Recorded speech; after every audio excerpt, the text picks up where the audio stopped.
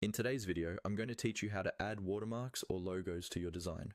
By the end of this tutorial, you'll know how to place your logo on a design and turn it into a clean, professional looking watermark using Canva. Let's start right inside your Canva editor with the design you want to work on already open. On the left-hand side of your screen, you'll see a vertical toolbar. Look for the option labeled Uploads. This is where all of your uploaded images, including your logos, are stored. Go ahead and click on Uploads. If you haven't uploaded your logo yet, this is also where you can drag and drop it from your computer, or use the upload button to bring it into Canva. Once your logo is uploaded, you'll see it appear in the Uploads panel. Now, select your logo by clicking on it. When you click, Canva will automatically place that logo onto your design canvas. You can then click and drag it to move it around and use the corner handles to resize it. Typically, for a watermark, you'll want it small enough so it doesn't dominate the design, but large enough to be visible and recognizable.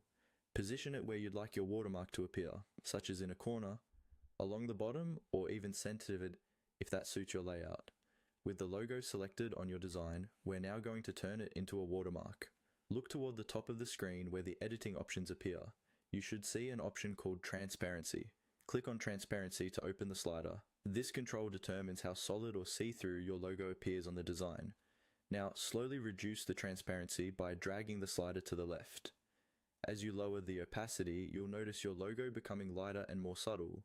The ideal level depends on your design, but a watermark usually looks best when it's faint enough not to distract from the main content, yet still visible enough to mark your work.